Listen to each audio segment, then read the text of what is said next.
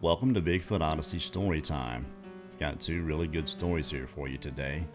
This first story comes from Washington County, Maine, and is titled The Meddybemps Howler. We had dinner over Thanksgiving 2006 with a group of 60 or more friends and relatives who lived over by Meddybemps, Maine. This happened in Washington County, Maine.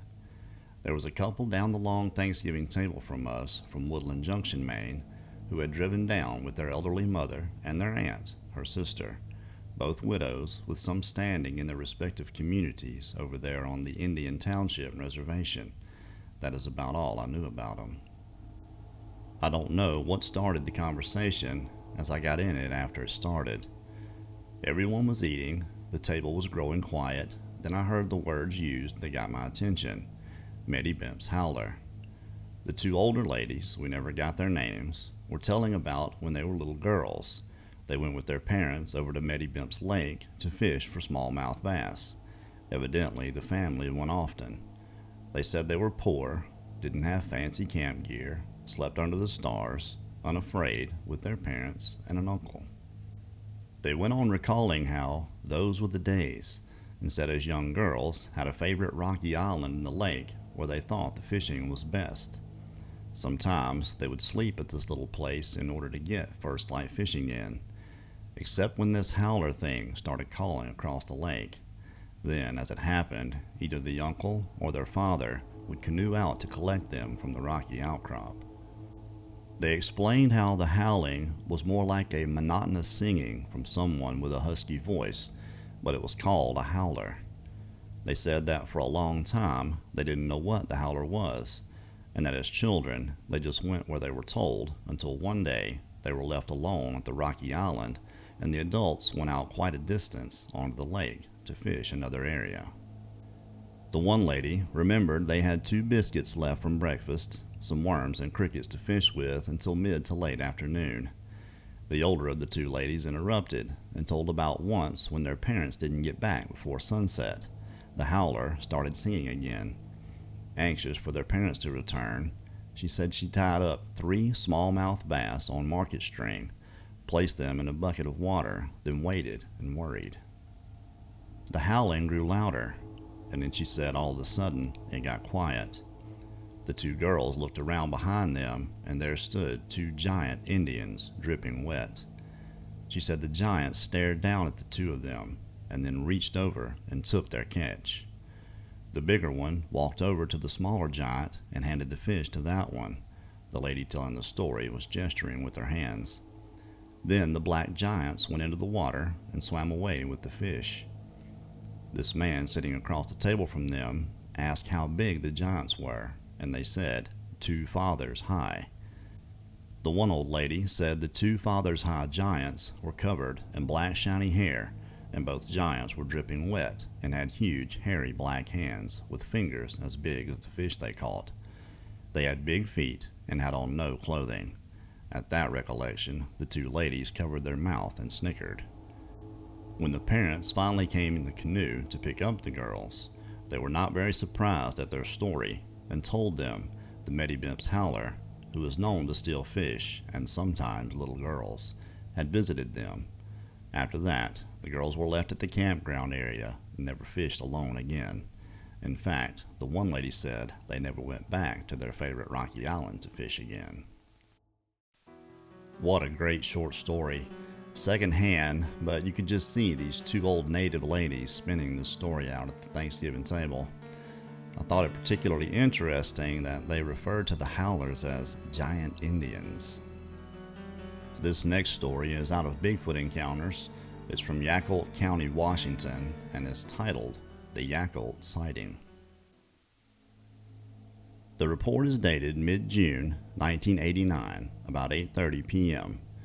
Just south of the small community of Yacolt, Washington, Miss Brenda G., a young mother, German, recently moved to Washington from the U.S. South.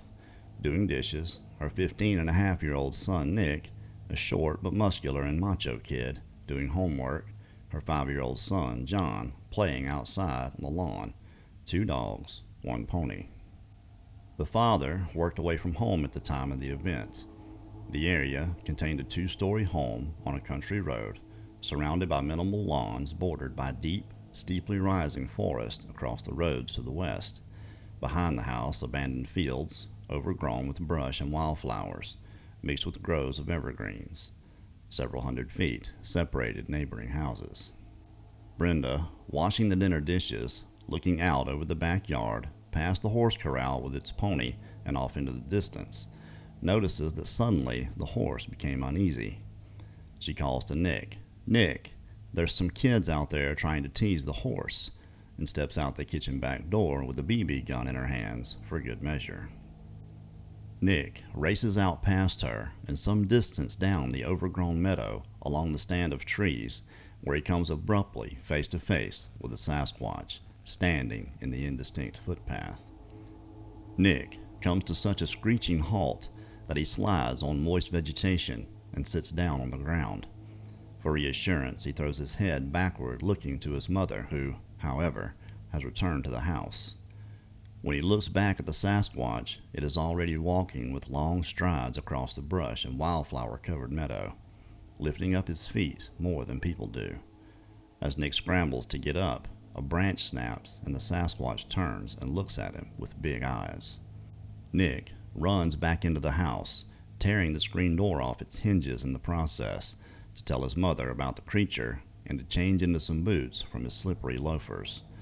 Then he charges back out, taking a large army bayonet from over the fireplace for protection, with Brenda close behind. Their 2 dogs have retreated under the house. As he runs down through the same meadow, the Sasquatch is still walking about there, retreats downhill, crosses a small creek, and stops in front of a bank of the cedar under a fir tree to face his pursuers. His entire body is bathed in sunlight and visible from head to toe. Nick stops about 30 feet away. His mother stands about 15 feet behind him. This silent tableau holds its place for what seems an extraordinarily long time, perhaps 5 minutes, although Nick's and Brenda's estimates, colored by the adrenaline of their encounter, range as high as 20 minutes. Whatever length of time passes, it gives Nick and Brenda the opportunity for detailed inspection of the Sasquatch. They describe it as being 6 foot 6 inches tall, as measured against a branch that barely touched the crown of its head, covered with black-gray fur and golden-brown patches on its shoulders and chest. The head is notable for its pronounced brow ridge and deep-set eyes. They are less open than human eyes, facing the sun. It has a wide and stumpy nose, the hairiness under the nose getting thicker, hiding the jawline. It has impressively wide shoulders, heavy arms, wide hands and thick fingers, and dark brown and rough palms. The nails have a deep yellow nicotine-stained color. Its torso narrows somewhat to the waist, no genitals are visible in the fur, and it has sort of a small butt, according to Brenda's astute assessment. Both observers perceived the creature as male. Neither of them detected any smell. In due time, Brenda gets the willies and anxiously screams to Nick to break it off. Thereupon the Sasquatch screams, takes a step across the creek toward them while holding its arms out to the side, about 45 degrees, as if to herd them on their way. They run halfway up the hill to the house when Nick feels compelled to give it one more look. He is rewarded by a repeat of the faintly aggressive display. They continue to the house, Brenda scooping up John from the lawn, who says, "Mommy, there's a big monkey in the backyard." Brenda climbs up on the low garage roof and watches the Sasquatch walk away. The dogs stay under the house for a safe 2 hours and will not let themselves be coaxed out. The horse has substantial abrasions on its fetlocks from having gotten snagged on a rope in its panic. Brenda phoned 911, but hung up before the call was answered. After some time, she phones back after all and reports the encounter, which is duly noted in the police blotter, but not acted upon. Only an alert reporter from the Vancouver Columbian catches the brief note and looks up the family. This reporter and several Sasquatch investigators canvass the surroundings and neighborhood and come up with a few additional items. The reporter brought some hair back to look at, and 2 sets of footprints are found, 12 inches long and 6 inches long, whereupon Brenda puts a roast chicken into a high tree fork, since she wants to see the baby. An adjacent unused meadow has a large depressed area of grass in it. A patch of thimbleberries is found on the steep hillside to have been stripped of its fruit and leaves, leaving bare canes behind.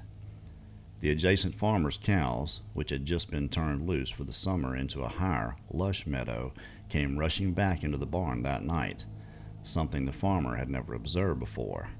After about a week, little John comments casually, "The little monkey isn't coming to play anymore."